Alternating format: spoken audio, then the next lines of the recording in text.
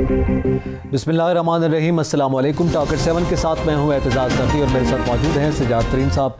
नाज़रीन, आज के प्रोग्राम में सबसे पहले तो जिक्र करेंगे कि आज बजट बाकायदा तौर पर असम्बली में मंजूर कर लिया गया है और फाइनेंस बिल जो है उसकी शिकबार मंजूरी दी गई है। उस पर अपोजिशन के कुछ अराकीन मौजूद थे, यानी मुस्लिम लीग नून जो है मियाँ शहबाज शरीफ समेत मौजूद नहीं थी, तकरीबन 14 अराकीन उनके मौजूद थे, जबकि पीपल्स पार्टी के 56 में से 54 अराकीन जो है वो मौजूद रहे हैं।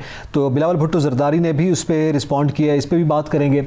इसके साथ साथ हम जिक्र करेंगे कि आज बाकायदा तौर पर मौसम गर्मा की तालीमी इदारों में छुट्टियों के ऐलानात सामने आए हैं, वफाक के, पंजाब के और खैबर पख्तूनख्वा के, उसको भी प्रोग्राम में शामिल करेंगे। और इसके साथ साथ जिक्र करेंगे कि नैब टीम ने एजाज जाखरानी के घर पर छापा मारा और उस दौरान नैब टीम पर जो तशद्दुद किया गया वो क्या वाक़या हुआ और उसकी क्या तफसीलात हैं, उसको भी प्रोग्राम में शामिल गुफ्तगू करेंगे। सजाद तरीन साहब, सबसे पहले तो आज आखिरकार फाइनेंस बिल की शिकवार मंजूरी हुई, बजट जो है वो कौमी असम्बली में मंजूर कर लिया गया है और हुकूमत और हुकूमती इत्तेहादियों ने मिलकर ये बजट मंजूर करवाया है। देखिए, मैं आपको अर्ज़ करूं, बात यह है कि जो हुकूमत ने और हुकूमत के इत्तेहादियों ने जो करना था वो तो किया, लेकिन अफसोस ये है कि अपोजिशन जो है उसका इंतहाई मायूस कुन रोल रहा। लीडर ऑफ अपोजिशन और बाकी जो लोग थे, जिस तरह वो कह रहे थे और जिस तरह वो शोर मचा रहे थे, और लीडर ऑफ अपोजिशन जिस तरह अपनी तकरीरों में आसमान ज़मीन के कलाबे मिलाए और कहा कि हम ये कर देंगे वो कर देंगे, बदकिस्मती ये बजट मंजूर हो रहा था तो उनके लोग ही नहीं थे, ना वो ख़ुद थे। तो ये जब अपोजिशन ख़ुद हुकूमत के लिए रास्ता हमवार कर रही है और उसकी मुश्किलात आसान कर रही है, और अगर ये अवाम दुश्मन बजट था, अगर ये बजट जो है वो मुल्क और कौम के मफाद में नहीं था, तो लीडर ऑफ अपोजिशन को होना चाहिए था वहाँ प्रोटेस्ट करते, वहाँ बताते, और तादाद ज़्यादा होती, हो सकता है कि 2-4 उनके हुकूमती लोग भी इधर आ जाते, ना भी होता, लेकिन एक भरपूर प्रोटेस्ट अपोजिशन की तरफ से जाता कि जी इन्होंने बजट को मुस्तरद किया। लीडर ऑफ अपोजिशन का ना आने का मतलब ये है कि अवाम से किसी को कोई गर्ज नहीं है, अवाम का कोई हमदर्द नहीं है, ये एक हुक्मरान क्लास है। फ्रेंडली अपोजिशन का रोल अदा किया, फ्रेंडली अपोजिशन भी, और एक हुक्मरान क्लास है जी, ये सिर्फ उनके मफादात का तहफ़्फ़ुज़ करती है जो इनके मफादात का तहफ़्फ़ुज़ करते हैं, और कोई दूसरी बात नहीं है। ये अपने अपने मफादात के लिए हैं, अपने अपने मफादात की बात करते हैं, इनको कोई आवाम से गर्ज नहीं, और आवाम के नाम पर सिर्फ झूठ बोला जाता है। मैं ये समझता हूँ कि जो रोल हुकूमती वज़रा ये कहते थे ना, अक्सर आपने सुना होगा बजट तकरीरों में भी कहते रहे हैं, और अपने हमारे दोस्त फवाद चौधरी साहब तो हर इतवार को कुछ ना कुछ कहते हैं, और ऐसा कहते हैं जो फिर अखबारात में और मीडिया में बहुत नुमाया ख़बर बनती है।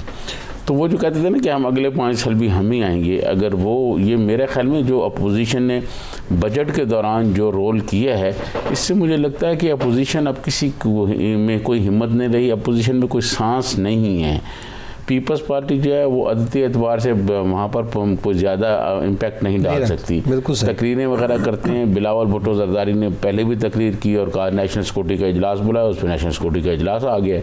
लेकिन जिस तरह मियाँ शहबाज शरीफ को करना चाहिए, या मुस्लिम लीग को जिस तरह करना चाहिए, या मोहतरमा मरीम नवाज़ साहिबा का जो बयानिया है, मियाँ नवाज़ शरीफ का जो बयानिया, और जो लोग ये कहते थे कि जी हुकूमत जो है इसने जुल्म कर दिया है, बेरोज़गारी आ गई है, करोड़ों बेरोज़गार हो गए, एहसन इकबाल साहब जो बड़ी बड़ी बातें करते थे, आज वो शहबाज शरीफ साहब को क्यों नहीं लाया ऐवान में? आज वो क्यों नहीं लाया? आप ये बात कर रहे हैं, मियाँ शहबाज शरीफ लीडर ऑफ अपोजिशन ने बजट को खिलाफ, बजट को मुस्तरद करने के हवाले से बाकायदा एक मीटिंग बुलाई थी, आपको याद होगा, जिसमें तमाम पार्लिमानी रहनुमा जो है वो मौजूद थे, और उस मीटिंग में बाकायदा तौर पर यह तय किया गया था कि बजट के दौरान वो हुकूमत को सख्त मज़ामत का सामना करना पड़ेगा अपोजिशन की जानिब। 84 अराकीन हैं और 14 अराकीन मुस्लिम लीग नून के शामिल हुए हैं। अच्छा, जब आप मजमूई तौर पर बात कर रहे हैं सर अपोजिशन की, तो अपोजिशन में लीडर ऑफ द अपोजिशन ज़ाहिर है अददी अक्सरियत है मुस्लिम लीग नून की, मियाँ शहबाज शरीफ साहब वहाँ पर मौजूद थी, उनकी जमात तकरीबन मौजूद नहीं थी, मगर भारत पीपल्स पार्टी के 56 में से 54 अराकीन जो हैं वो मौजूद रहे हैं। 2 मेरे ख्याल में कोरोना की वजह से आगे पीछे हुए हैं, तो उनकी तादाद तो पूरी थी। मतलब वो अगर अपोजिशन की जानिब देखें तो पीपल्स पार्टी ने तो रोल प्ले किया है, पीपल्स पार्टी ने रोल प्ले किया है, लेकिन वहाँ जब होती है ना गिनती होती है, अदाद शुमार, वो गिने जाते हैं कि लोग कितने हैं, तो उसमें पीपल्स पार्टी कुछ नहीं कर सकती। तो मैं ये समझता हूँ कि ये बजट तो खैर पास होना ही था, लेकिन जिस अंदाज में मुस्लिम लीग नून ने कराया है, ये मरीम नवाज़ साहिबा को भी सोचना पड़ेगा कि फिर उनकी वो मज़ामत वाली जो सियासत है वो तो ऐसे लगता है कि जैसे कोई ड्रामा है। और सिर्फ मज़ाहमत उनकी आजकल खामोश हैं, ट्विटर भी उनका खामोश है। मज़ाहमत सिर्फ उसी वक्त तक होती है जब तक कोई उनके मसले मसाइल नहीं होते, या कहीं से उनको कोई मराहत नहीं मिलती, या उनको कोई मतलब सिलेक्ट करने वाले उनको नहीं लाइन में लगाते। यार ये पाकिस्तान में ये सियासत हो रही है, नहीं फिर तो सारी पार्टियाँ जो हैं ये सिलेक्ट होना चाहती हैं। और मियाँ शहबाज शरीफ ने जो कौमी असम्बली में रोल किया है, इससे बिल्कुल वाज़ेह हो गया है कि पाकिस्तान के गरीब अवाम, पाकिस्तान के बेरोज़गार, पाकिस्तान के मेहनत कश, पाकिस्तान के मज़दूर, इनसे इनको कोई हमदर्दी नहीं है। इनके अपने मफादात हैं, अपने मफादात और उस पर कंप्रोमाइज़ करते हैं, अपने मफादात पे ये कंप्रोमाइज़ कर रहे हैं, और चीज़ें जो है वो तयशुदा प्रोग्राम के तहत चल रही हैं। ऐसे ये छलांगे लगाते रहते हैं मीडिया में, हम ये कर देंगे। तो फिर सजाद तरीन साहब पीपल्स पार्टी आपने ये देखा होगा, सॉरी मैं आपकी आपने ये देखा होगा कि जब बजट पेश हुआ तो पहले 3 दिन हुकूमत की जानिब से हंगामा आराई की गई, और कभी ऐसा हुआ है कि हुकूमत ने अपोजिशन को तकरीर ना करने दी। ये काम अपोजिशन का होता है। उन्होंने मियाँ शहबाज शरीफ को रोके रखा, 3 दिन के बाद कहीं से इशारा हुआ और असम्बली में अमन हो गया। अगर इस पार्लिमान ने इस तरह के इशारों पे चलना है और कहीं से मामला तय करके आगे चलना है और ये करना है, तो फिर ये गरीबों की बात करना, ये पार्लियामेंट चलाना, पार्लियामेंट पे करोड़ों रुपए लगाना, और मेरे और आपके टैक्सेस से जो करोड़ों रुपए वसूल करके लगाए जाते हैं, इनकी तनख्वाहें, मेरे ख्याल में भी किसी का कोई फ़ायदा नहीं है। ये कोई एक जस्ट लाइक कौमी असम्बली एक डिबेटिंग क्लब है जी, वहाँ आते हैं, बातचीत करके चले जाते हैं।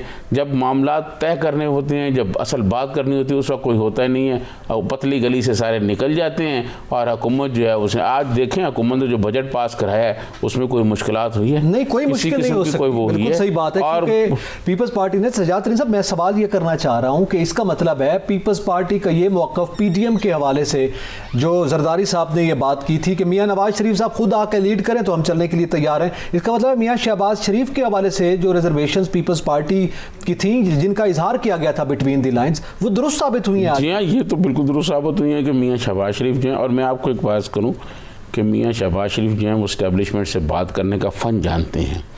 चौधरी निसार अली ख़ान से भी उनकी मुलाकातें रहती हैं, चौधरी निसार अली ख़ान भी इस्टेब्लिशमेंट से बात करने का फ़न जानते हैं, और वो भी जानते हैं। ये तो बिल्कुल क्लियर हो गया। अब ये काय की जमहूरियत और काय के नारे और काय के बुनियादी हकूक़, भाई आपने एहतसाब में जो कुछ किया है, आपके ख़िलाफ़ करप्शन के केसेस हो रहे हैं, आप मुझे बताएं कौन सी जमहूरियत और कौन सी आइन की बालादस्ती, क्या बात है? ये पार्लियामेंट है, ये पार्लियामेंट जो गरीबों की बात करती हैं, और जब गरीबों के लिए कुछ करने का वक्त आता है उस वक्त निकल जाते हैं।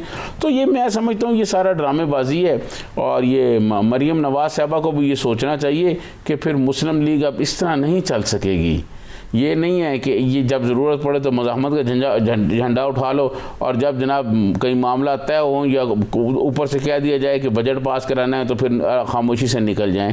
ये दोहरी सियासत नहीं चलेगी। और ये मैं आपको आज एक और बात बता दूं, जो इस बजट पर मुस्लिम लीग नून का रोल रहा है और जो शहबाज शरीफ का रोल रहा है, ये इंतहाई मैं समझता हूँ कि बहुत नामुनासिब है, और ये रोल जो है ये सियासत में इनको नुकसान देगा। ये मरीम नवाज़ की सियासत को नुकसान होगा, ये मियाँ नवाज़ शरीफ की सियासत को नुकसान होगा। ये इस तरह मामलात नहीं चलते। मियां नवाज शरीफ के नैरेटिव को शिकस्त हुई है। मैं समझता हूँ शहबाज शरीफ का तो नैरेटिव वही है। मैं समझता हूँ शहबाज शरीफ का वो जो है कि जी मामला तय किए जाएं और इदारों की से बात की जाए और आगे चला जाए, वही बात है ना। फिर दूसरी बात, मरीम नवाज ने खुद आपको पता है ना, यहाँ चंद दिन पहले एक जर्नलिस्ट के सवाल के जवाब में कहा कि उनकी जिंदगी की जमानत दे दें। ये एनआरओ नहीं तो और क्या है? ये एनआरओ नहीं है तो भाई हमने उनको कहा है कि सियासत करें, ज़िंदगी की लंदन बैठे रहना, फिर छोड़ें, फिर ज़िंदगी, अगर ज़िंदगी की ज़मानत ही मांग के उन्होंने सियासत करनी है तो इस गरीब अवाम पे रहम किया जाए। ये वो लोग हैं सर, ये अपोजिशन सारी, ये हुकूमत में हो तब इनके कारोबार चलते हैं, ये अपोजिशन में हो इनके तब कारोबार चलते हैं, और ये जब अंदर होते हैं इनकी दौलत में उस वक्त 2 गुना इजाफा होता है, इनके उस वक्त ज़्यादा मामला फिट होते हैं। कौन सी जमहूरियत, किस जमहूरियत की? ये जमहूरियत है कि गरीब अवाम को अपने चौराहे में छोड़ दी है। हुकूमत ने बजट देने से पहले ही जो है वो पेट्रोल की कीमतें बढ़ा दी हैं। अब बिजली और गैस की कीमतें अगले महीने में बढ़ने जा रही हैं। हुकूमत IMF के पास जा रही है। हम अपने प्रोग्राम में कह चुके हैं, आपने उस दिन कहा था जिसने इक़्तिसादी सर्वे आया था तो ये दादो शुमार तो बता रहे हैं कि अबूरी बजट आएगा, वो बजट आएगा। IMF क्या अपोजिशन के पास प्लान है? यार ये सारा ड्रामा कर रहे हैं अपोजिशन वाले जो हैं वो। मैं समझता हूँ अपोजिशन का रोल अफसोसनाक है। अपोजिशन का जो रोल होना चाहिए था वो बिल्कुल रोल नहीं है। ये सारे के सारे लोग सिर्फ और सिर्फ एक मतलब रिंग मास्टर की तरफ देख रहे हैं कि किसको रिंग में आने की इजाजत दी जाएगी और किसको न दी जाए। बाकी कौन सी बात है, कौन सी मुझे बताएं, कौन से अवाम के लिए उन्होंने बात की है? शहबाज शरीफ क्या बातें करते हैं अवाम के लिए? वो जब चीफ मिनिस्टर थे उस वक्त तो जब लोड शेडिंग के खिलाफ वो चले जाते थे और मीनारे पाकिस्तान बैठ के पंखे हाथ वाले पंखे से वो बैठे हवा दे रहे होते थे। आप क्यों नहीं निकलते बाहर? नहीं, बयान ये सारा ड्रामा है। बयान देते हैं। उस वक्त भी ड्रामा था, अमल का वक्त आता है, नहीं उस वक्त भी ड्रामा था, आज भी ड्रामा है। ये अवाम के लिए कुछ नहीं करना चाहते, ये कोई मुखलिस नहीं है और इनका यही रवैया जो है वो पीटीआई के सामने कोई जो है रुकावट नहीं कर सकेगा और पीटीआई आगे चलने का। फिर फवाद चौधरी साहब इसका मतलब है कि ठीक कहते हैं ना कि इनमें कोई दम नहीं है। शेख रशीद साहब कहते हैं कोई दम नहीं है। अच्छा, इस हवाले से फिर आज कुछ रिएक्शन दिया है, बिलावल भुट्टो जरदारी ने भी बात की है, खत भी लिखा है स्पीकर को, उस हवाले से भी बात करते हैं। नाज़रीन यहाँ पे वक्त तो एक ब्रेक का, हमारे साथ रहिएगा।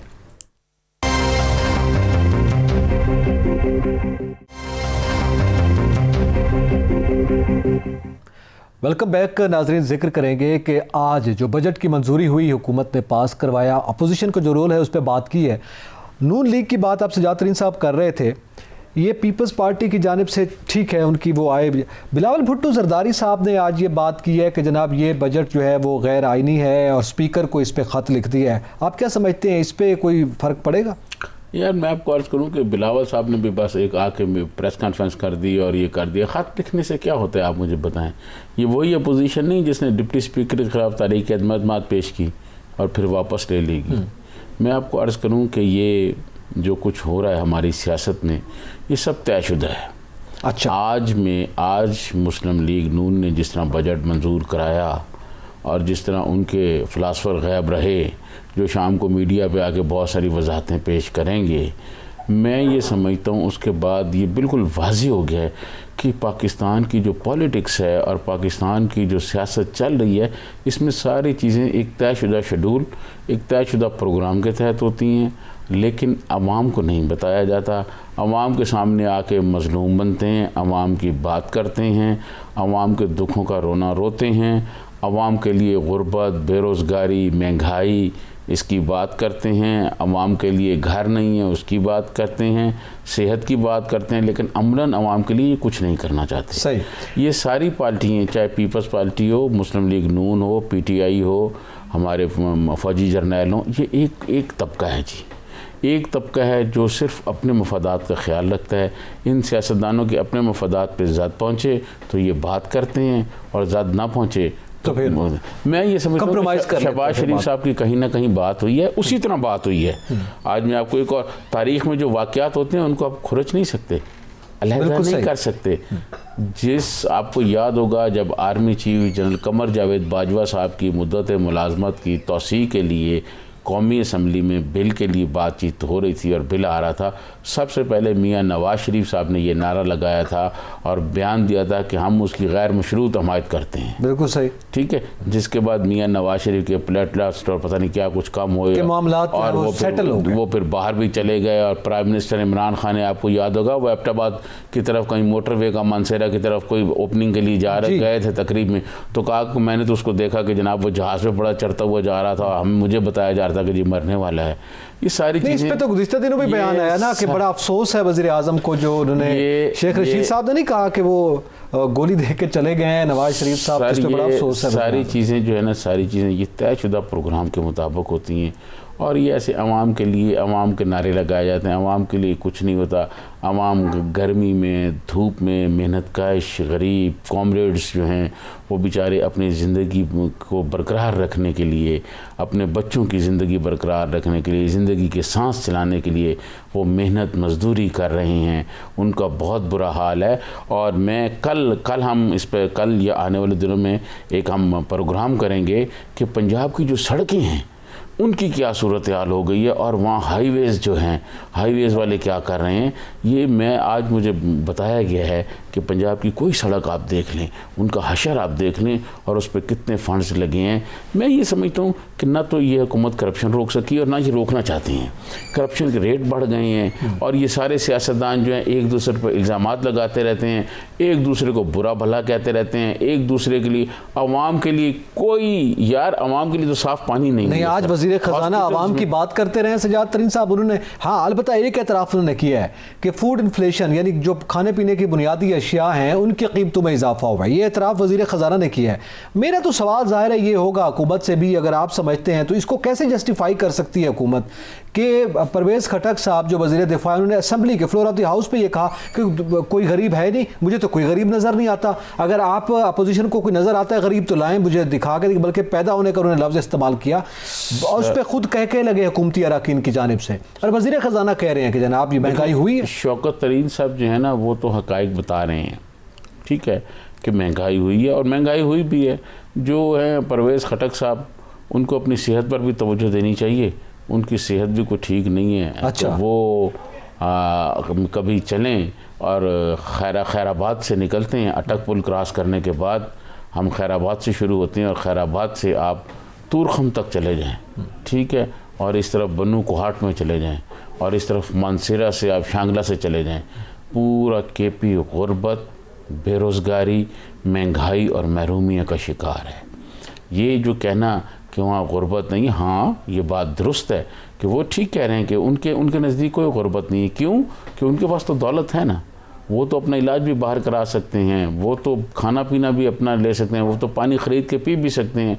गरीब आदमी के लिए कोई बात नहीं करता, गरीब आदमी के लिए यही कहेंगे कि गुर्बत कहाँ है। मतलब वो गरीब के पास ना जाते हैं ना देखते हैं, इसलिए उनको सड़कों पे चलती हुई गाड़ियों का रश नज़र आता है। सही। और नकी साहब आप इस्लामाबाद में किसी वक्त चलें, मैं आपको दिखाऊंगा इस्लामाबाद के चौराहों पर खड़े हुए छोटे छोटे बच्चे, उनके साथ ख़वातीन, छोटी छोटी बच्चियाँ जो हाथ में गाड़ियों को वो बुरशा लेके गाड़ियों के वेपर से गाड़ियों के शीशे साफ़ करती हैं और वो पैसे मांगती हैं। उनके पाँव में जूते नहीं होते, 40-45 टेम्परेचर है इस्लामाबाद में, और वो नंगे पाँव चौके चौराहों पे खड़े होते हैं। आप मुझे ये बताएं कि आप वो लोग इनको नज़र नहीं आते, इनको उनकी गुर्बत नज़र नहीं आती? ये सारा ड्रामा है कि गुर्बत नहीं है, बेरोज़गारी नहीं है। और जितनी मैं समझता हूँ गुर्बत बेरोज़गारी पंजाब में है, केपी में है, जितने कच्चे घर केपी में हैं शायद इन्हें पंजाब और सिंध में शायद ना हो। सही है, ठीक है, लेकिन ये इस तरह की बातें करने से ये भी अवाम की तौहीन है। और बदकिस्मती ये है कि इस मुल्क में तौहीन अवाम जो है उसका कोई केस नहीं है, उसका कोई केस नहीं लड़ा जाता और उसकी कोई बात नहीं की जाती, क्योंकि यहाँ के अवाम बेबस हैं, मजबूर हैं। उनके पास सिर्फ एक पर्ची की ताकत होती है जो वो लेके अपने हाथ में छुपा के बैठे रहते हैं, और वो पोलिंग वाले दिन डालते हैं, अपना गुस्सा इंतकाम निकालते हैं, लेकिन उन पर फिर बदकिस्मती मुसल्लत होती है कि आरटीआई सिस्टम बैठ जाता है और जिनको वो वोट देते हैं वो वोट जो है तब्दील करके किसी और को हो जाते हैं और बस सारा कुछ तिया पाँचा कर दिया जाता है। तो थोड़ा आगे बढ़ते हैं। सजाद तरीन साहब, आज कुछ अहम फैसले भी हुए हैं, और जैसे आप आवाम की बात कर रहे थे बच्चों के हवाले से, अभी मौसम की जो शिद्दत है देखने में आया है, उसके बाद आज तातीलात के ऐलानात किए गए हैं। सूबों के हवाले से भी पंजाब में 1 जुलाई से अगस्त तक जो है वो 1 महीने की उन्हें तातीलात दी हैं, और खैबर पख्तूनख्वा में 1 से 11 जुलाई तक हैं, जबकि इस्लामाबाद में 18 जुलाई से 1 अगस्त तक तातीलात दी गई हैं। अब ये मुख्तलिफ ज़ाहिर दिनों में छुट्टियाँ दी जा रही हैं, इस हवाले से आप क्या समझते हैं कि ये फ़ैसला, क्योंकि पहले हमने माजी में ये देखा है कोहेरेंस रही है, सूबों के वफाक के तमाम इलाकों में एक जितनी छुट्टियाँ दी जाती रही हैं, कुछ थोड़ा बहुत फ़र्क आखिरी दिनों में रहा है। नहीं, मैं आपको अर्ज़ करूँ, बात ये है नकी साहब के इस दफ़ा थोड़ी सी बदकिस्मती ये रही है कि जो कोरोना आया है ना, उसकी वजह से हमारा जो सेहत का निज़ाम है वो और तालीम का निज़ाम बहुत मुतासर हुआ है। आपको भी पता है, बच्चे हैं आपके भी, मेरे भी हैं, तो बहुत मसाइल पैदा हुए हैं। तो हुकूमत ने कोशिश की, दरमियान में कहीं स्कूल खुले भी, फिर जब कोरोना बढ़ा तो उन्होंने स्कूल बंद कर दिए गए। सबसे पहले बच्चों की जान ज़िंदगी बचाना ज़रूरी है, तालीम तो फिर वो हासिल कर ही लेंगे, तो उसकी वजह से बहुत मुतासर हुआ है पूरा तालीमी साल। तो इसीलिए अब कुछ थोड़ा सा टाइम निकाला जा रहा है, लेकिन ऊपर से बदकिस्मती से गर्मी इतनी ज़्यादा है कि बच्चे जो हैं वो, कई बच्चे जो हैं, आपको पता है जब स्कूल खुले पिछले हफ्तों में तो आपने देखा होगा बेहोशी की खबरें आती हैं। जी बिल्कुल ऐसा। तो टेम्परेचर जो है ख़ासतौर पर जनूबी पंजाब में तो आपको पता है बहुत ज़्यादा गर्मी होती है, तो फिर इस तरह सिंध में बहुत ज़्यादा गर्मी होती है, खैबर पख्तूनख्वा में भी, खुद इस्लामाबाद में भी 40-45 टेम्परेचर जा रहा है। तो ये उसको मद्देनज़र रखते हुए ये कुछ दिन के लिए फिर जो है ना वो एक शेड्यूल दे दिया गया है कि बच्चे इतनी छुट्टियाँ कर लें ताकि उसके बाद गर्मियों की वजह से बच्चों को परेशानी ना हो। अगस्त में थोड़ा सा मौसम बेहतर हो जाता है तो फिर अगस्त में स्कूल खुलते हैं। वैसे साथ ये भी फैसला आया है प्रमोशन का कि प्रेप से लेकर और 7वीं क्लास तक जो है ये वैसे इस्लामाबाद के कि वो सबको बगैर इम्तिहान के पास कर दिया जाए, वो जो असेसमेंट टेस्ट की बुनियाद पर, लेकिन उसके बावजूद भी फेल किसी को नहीं करना। ये फैसला सामने ये वैसे मैं आपको माजी का एक हवाला दूँ, फिर आप कहते हैं कि आप माजी के हवाले देते हैं। जुल्फ़िकार अली भुट्टो साहब जब प्राइम मिनिस्टर थे तो ये उनके ज़माने में ऐसे हुआ था कि मैट्रिक तक किसी को फेल ना किया जाए, इसी तरह असेसमेंट की जाए और बस पास कर दिया जाए। फिर मैट्रिक में बच्चे आएंगे तो फिर उनका बोर्ड का इम्तिहान होगा, उसमें फिर वो मौका नहीं मिला। एक दफ़ा शायद लोग पास हुए हैं, फिर उसके बाद मौका नहीं मिला, फिर वो ज़िया-उल-हक़ आ गए तो ज़िया-उल-हक़ का जबर तो अपनी जगह था, फिर वो जबर सिर्फ समाज के एक हिस्से पे नहीं रहा, वो हर हिस्से पे पड़ा और एजुकेशन पे तो बहुत ज़्यादा पड़ा, जिसके नताइज आज हमारे सामने आ रहे हैं। तो मैं समझता हूँ कि वो विजन देखें, उस वक्त उन्होंने कहा था कि प्रमोट कर दें, आज वही हो रहा है कोरोना की वजह से, बेशक कोरोना की वजह से, लेकिन वही है कि जी प्रमोट कर दिया जाए बच्चों को। अभी आप बता रहे थे मुझे कि प्रेप से 7 तक उन्होंने कहा जी प्रमोट कर दें, उसके बाद आगे भी कुछ छोटे मोटे पेपर लेके, बल्कि FSC में उन्होंने कहा है कि 3 जो हैं साइंस सब्जेक्ट और वो जो सिलेबस जो है वो कम कर दिया है। ये मैं समझता हूँ हुकूमत कोशिश करे, ये अच्छा इकदाम है हुकूमत का कि हुकूमत चाह रही है कि बच्चों को भी सहूलियात दी जाएँ, को पेपर भी थोड़े बहुत ले ली जाएँ और इनको पास भी कर दिया जाए। आगे जो कंपटीशन का इम्तिहान होगा वहाँ बच्चों के लिए थोड़ा मेरिट बनेगा, मुश्किलात होंगी, उसमें थोड़े से मसाइल हो सकते हैं, लेकिन अभी ठीक किया है हुकूमत। ठीक है नाज़रीन, यहाँ पे वक्त तो एक ब्रेक का, हमारे साथ रहिएगा।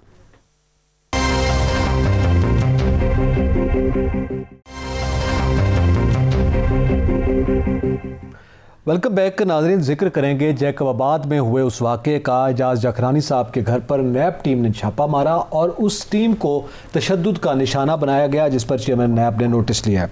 जखरानी साहब, ये वाक़या हुआ है, इस वाक़े पे बात करने से पहले थोड़ा सा मैं ये ज़रूर आपसे जानना चाहूँगा कि नैब बड़ा एक्टिव है, जब से आपने स्टोरीज़ की हैं नैब ने उस पर भी एक्शन लिया है और हमारे प्रोग्राम में जो गुफ्तगू होती रही उस पर भी बड़े एक्शन हुए हैं। अब तो नैब, हमने गुज़िश्ता रोज़ भी बात की नैब के एक्शंस के हवाले से, आज भी बलूचिस्तान में उन्होंने बड़ी कार्रवाई की है फूड अथॉरिटी के हवाले से, फिर ये एजाज जखरानी साहब वाला मामला है। तो अब ये लगता है कि जो ये बात की जा रही थी कि नैब जो है वो ना सिर्फ अपोजिशन बल्कि तमाम इदारों में करप्शन के ख़ात्मे के लिए मुतहर्रिक हो गई है। ये बलूचिस्तान पे मैं आपको बताता हूँ कि बलूचिस्तान में नैब अभी क्या करने वाला है। देखें, एजाज जखरानी पर इल्ज़ाम दुरुस्त है या गलत है, इसका फ़ैसला करना है कोर्ट नहीं। अगर नैब उनको गिरफ़्तार करने गई है, वो अपनी गिरफ़्तारी देते। खुर्शीद शाह साहब नहीं अंदर पड़े हुए, वो जेल में पड़े हुए हैं ना, अभी आज ही आए हैं। वो रात बड़ी कहानियाँ सुना रहे थे, कुछ जर्नलिस्टों से उनकी मुलाकात हुई तो बड़ी कहानियाँ सुना रहे थे अपनी बहादुरी और इसकी जेल में। तो सर बात ये है कि इस तरह काम नहीं चलता कि वहाँ के जो जैकबाबाद के जो SSP थे उन्होंने तामुन ही नहीं किया पुलिस के साथ, और नैब के लोगों पर, हम नैब पर बहुत तनकीद करते हैं, आपको पता है मैं खुद बहुत तनकीद करता रहता हूँ, लेकिन ऐसा नहीं है। वो नैब जो है रियासत का एक इदारा है और रियासत के इदारे के लोग वहाँ गए और आपकी बिरादरी के लोगों ने उन पर हमला कर दिए। मैं समझता हूँ ये तो दहशत गर्दी के मुकदमात इन पर होने चाहिए जिन लोगों ने हमला किया है, और ये इस तरह नहीं हो सकता। नैब जो है, हाँ आप पर इल्ज़ाम गलत हो सकता है, आप पर इल्ज़ाम गलत हो सकता है, आप कोर्ट में साबित करें, कोर्ट में आप साबित कर दें। जनाब ये पहले नहीं हुआ, जरदारी साहब रहे हैं, जमान पे आगा सराज जो है सिंध असम्बली के स्पीकर वो हैं, खुर्शीद शाह साहब तो अभी भी अंदर है, उनकी जमानत नहीं हुई, अभी भी वो पेरोल पर आए हुए हैं। तो मैं ये अर्ज करूं कि इस तरह काम नहीं होता, ये बहुत गलत वाक़या है और ये गलत मिसाल कायम की जा रही है कि रियासती इदारों पर आप जो है हमले कर रहे हैं। आप कौन होते हैं हमले करने वाले जी?